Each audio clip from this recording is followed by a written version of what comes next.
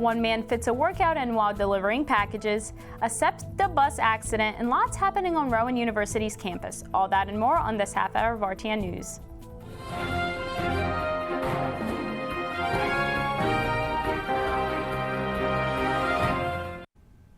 Welcome back to RTN News. I'm Victoria Todorova. And I'm Nate Aquino, and here are today's top stories. One New Jersey FedEx driver finds a way to fit a workout in while delivering packages. A doorbell camera captured the driver at a home in Carneys Point, New Jersey, unloading a few heavy packages and working out with a dumbbell. The driver put the weight on the walkway and lifted 3 times with each arm before placing the dumbbell on the step. After he rang the doorbell, he threw up a peace sign, knowing he was being filmed the whole time. Rashana Leak, the homeowner, left with some laughs. A DNA test helps a woman in Philadelphia find her long-lost sister after nearly 2 decades. 23-year-old Grace Farrow took a 23andMe DNA test about 3 years ago when her boyfriend told her she does not look 100% Chinese. It was there when she found out she was 80% Chinese and 20% South Asian.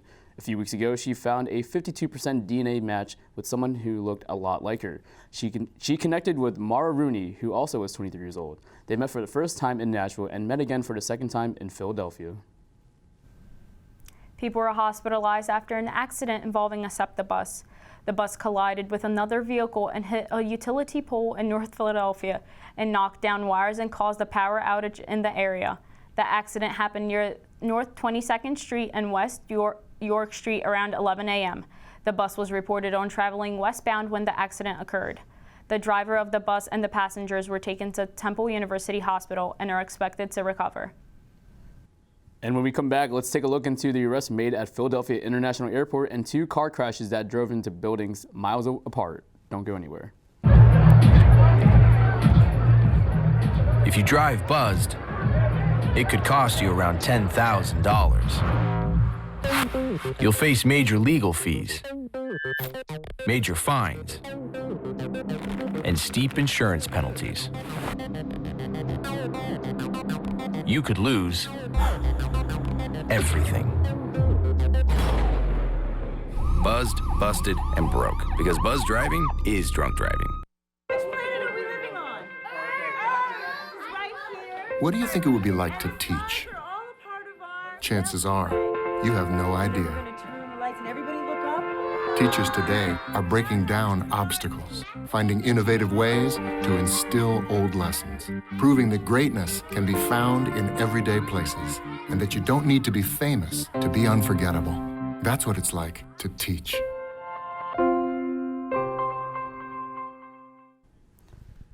Welcome back. Let's dive right back into more local stories. A man from Chester County is arrested at the Philadelphia International Airport for the possession of a gun. The occurrence happened this past Sunday where a man tried to sneak in the 9mm in a carry-on bag and was caught by TSA. Officers that were at the airport confiscated the weapon and arrested the man for weapons violation charge. TSA claims that this is the 18th gun found this year in a carry-on bag. The man's name has not been released. 2 cars drive into buildings miles apart in Montgomery County. 2 different vehicles were driven into 2 different buildings just a couple miles apart.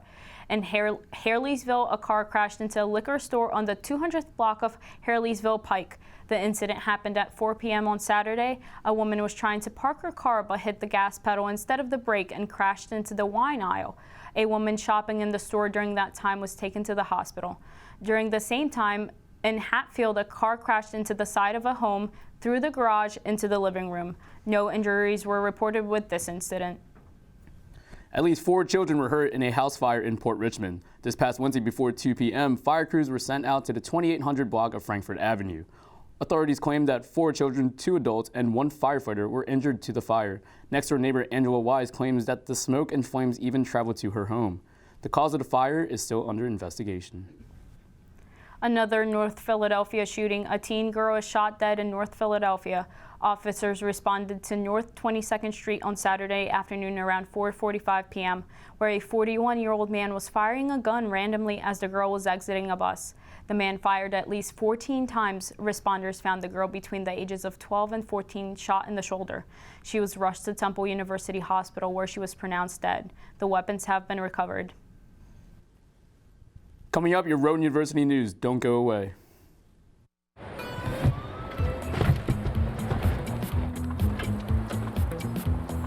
It's a short ride from your neighborhood to your naturehood. To find a neighborhood park or green space near you, visit discovertheforest.org. Open up your books to page 360. Did you just look at your phone while you was in class? You played yourself. Talking about inspirational quotes. You gotta believe in yourself. Don't ever play yourself. The key is to make it, so make it.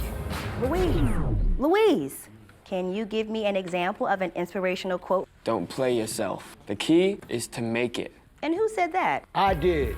Now that's a major key alert. Learn the real major keys to getting to college at getschool.com.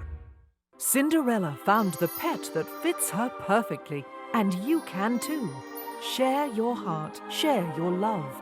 Make a shelter pet part of your world. Happily Ever After begins at theshelterpetproject.org. Welcome back. Let's take a look into your local campus news. The New Jersey State Board of Public Utilities has rewarded the university a 2-year, $100,000 grant to study how to best expand electric vehicle infrastructure to underserved communities in New Jersey. The grant was funded by the U.S. Department of Energy State Energy Program. According to the Green Lining Institute, they claim that the, quote, low-income communities of color disproportionate feel the impacts of vehicle pollution and can benefit the most from clean air and cost-saving benefits of passenger EVs, end quote. The study will help Governor Phil Murphy's goal of putting out 330,000 electric vehicles on the road by the year 2025. Murphy says that this new initiative will broaden the effort to make renewable energy solutions work for everyone in New Jersey. A Rowan University student is caught with binoculars looking through dorm windows. 29-year-old Mitchell Murkowski was arrested on November 6th after Glassboro police received a call reporting a suspicious male in the parking garage on Rowan Boulevard. The caller claimed that the man appeared to be looking into the windows of student residence housing across the street. Murkowski was arrested and police seized his binoculars, a cell phone, and a USB flash drive and a laptop where he had video recordings of various females. Murkowski has been charged with multiple counts of third-degree invasion of privacy. Rowan University is on its way to establishing an esports program. Rowan University teamed up with Nerd Street Gamers to announce the partnership to develop one of the region's largest collegiate esports gaming and academic programs. They are currently working to establish curriculum relating to the esports industry, establish internship opportunities, and create a club and varsity level teams. The faculty at Rowan University are working hard to develop advanced degree programs in the areas of gaming and coding. Police investigate vandalism in parking garage here at Rowan University. The incident was caught on surveillance video on November 24th around 2 p.m. The video shows a group of people hanging out in the stairwell for more than 30 minutes and destroying the property. The investigation continues. Now here is our own Frank Villarreal. Mariana Cardenas was born in Colombia, and she's proud to share her heritage through different types of food, music, and patriotic symbols.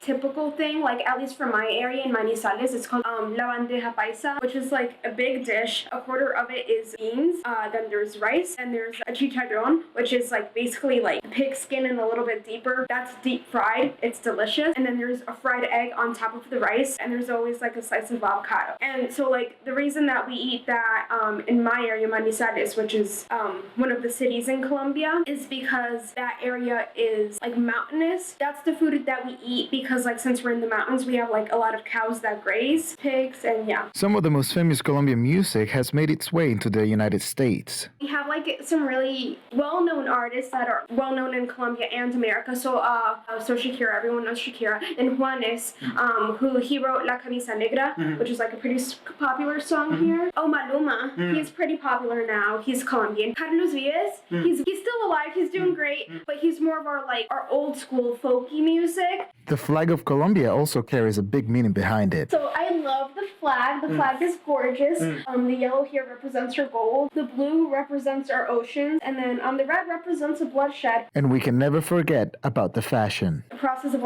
colonization. Last year I was in Colombia. There's this alcohol company called Cristal. They make aguardiente, which is like our alcohol. They were giving out these ponchos as a promotional thing. So right here it says, "Soy la alegría de la fiesta." I'm the joy of the party. But how can such a different culture survive in New Jersey? So I'm very lucky that where I live, there's a decent population of other Colombian people, and that's very nice to have people around that I can relate to.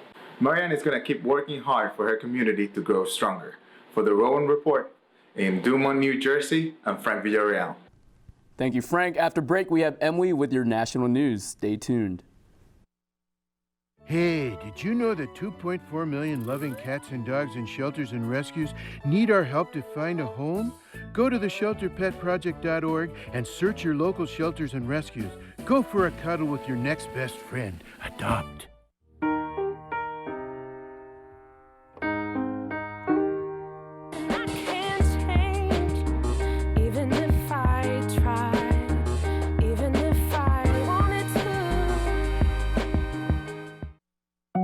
They told me a bottle couldn't dream.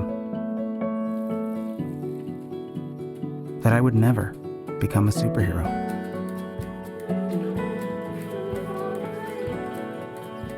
But I learned how to fly. Just to come back in a new disguise. And be the hero that I've always wanted to be.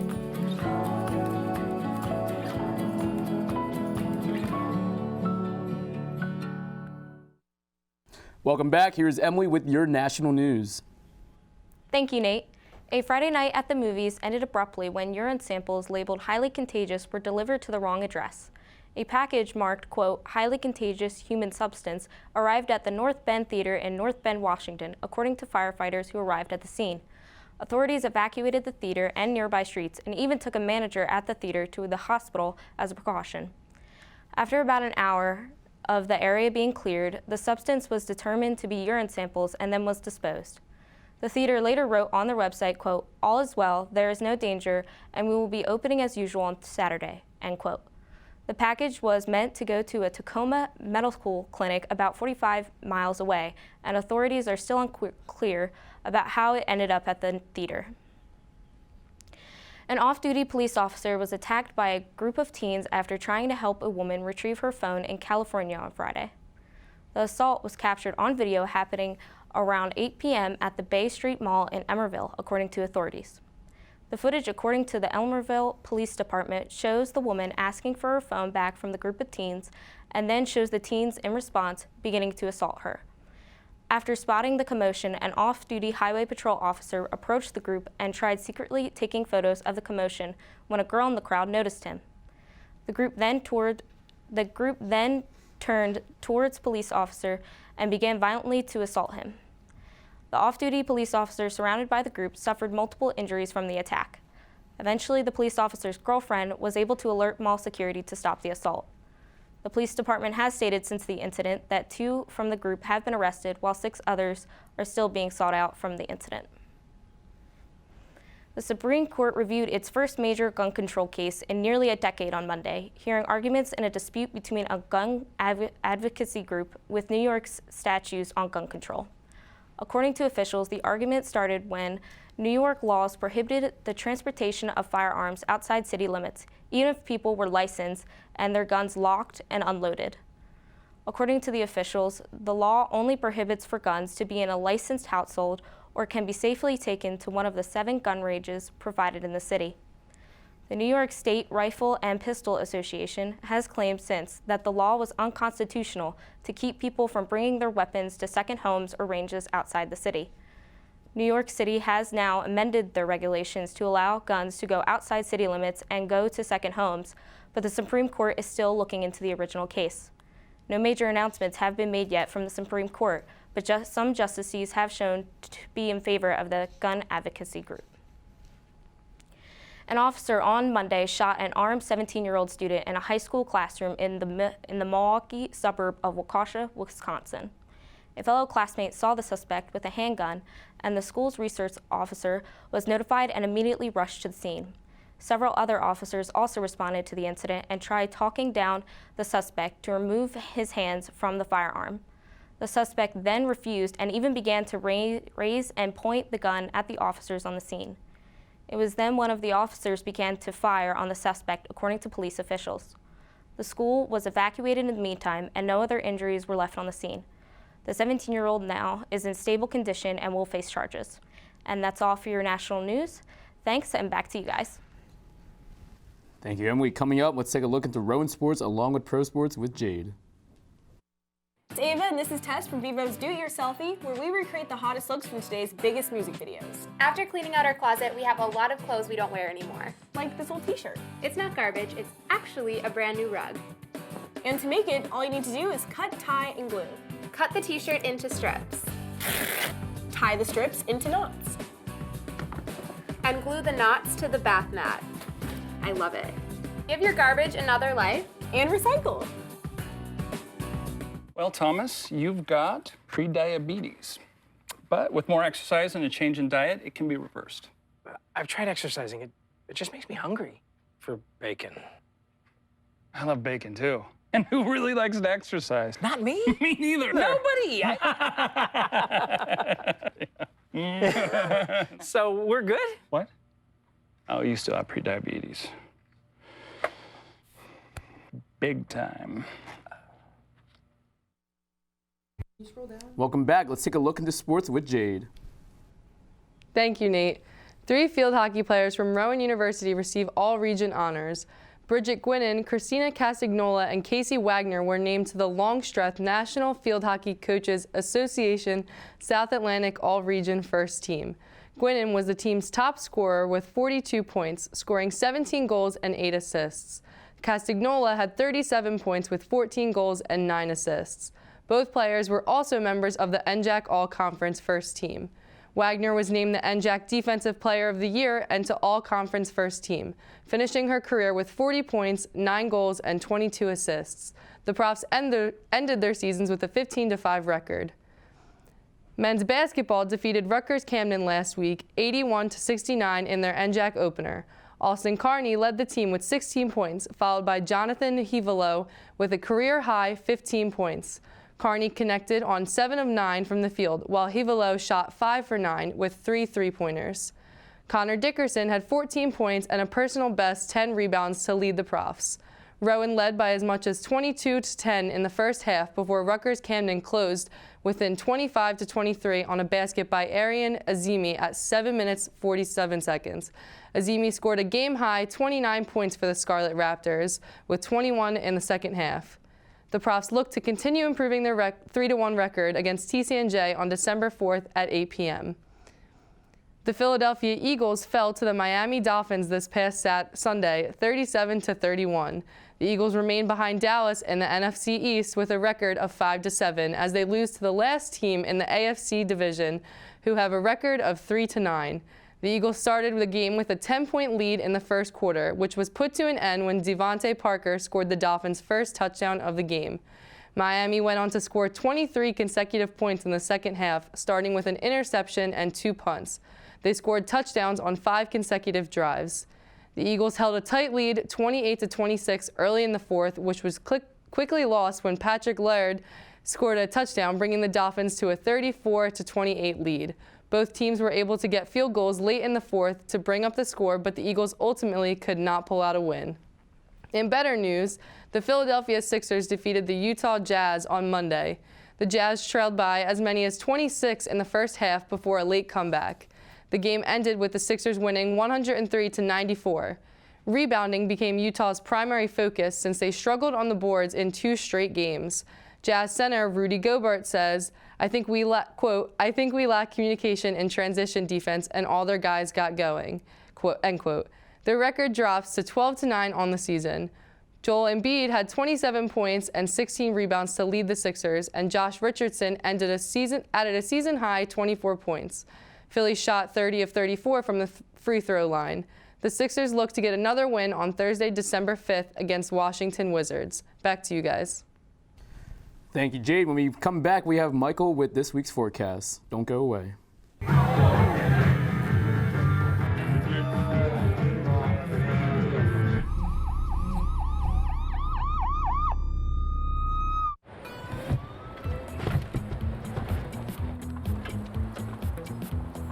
It's a short ride from your neighborhood to your naturehood.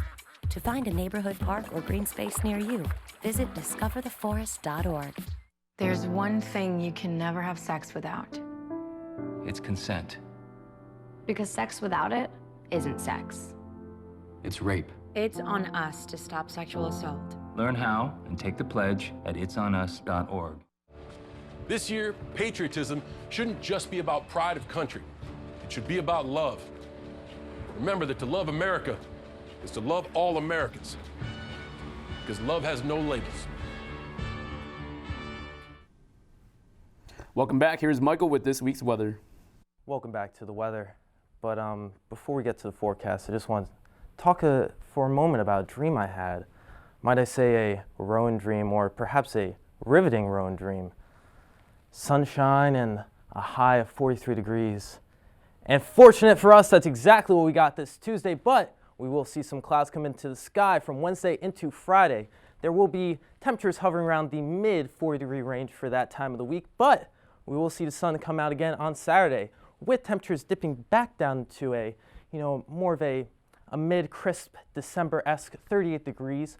But Sunday we'll see the clouds come out once again with a high of 47. And oh my, good gracious, Monday's looking bodacious. It's getting hot in here with a high of 57 degrees, but make sure you have your umbrella because there will be some rain showers. Back to you guys. And that's all for this week's episode of RTN News. I'm Victoria Todorova. And I'm Nate Aquino. Stay tuned for next week's episode. Have a good day, everyone.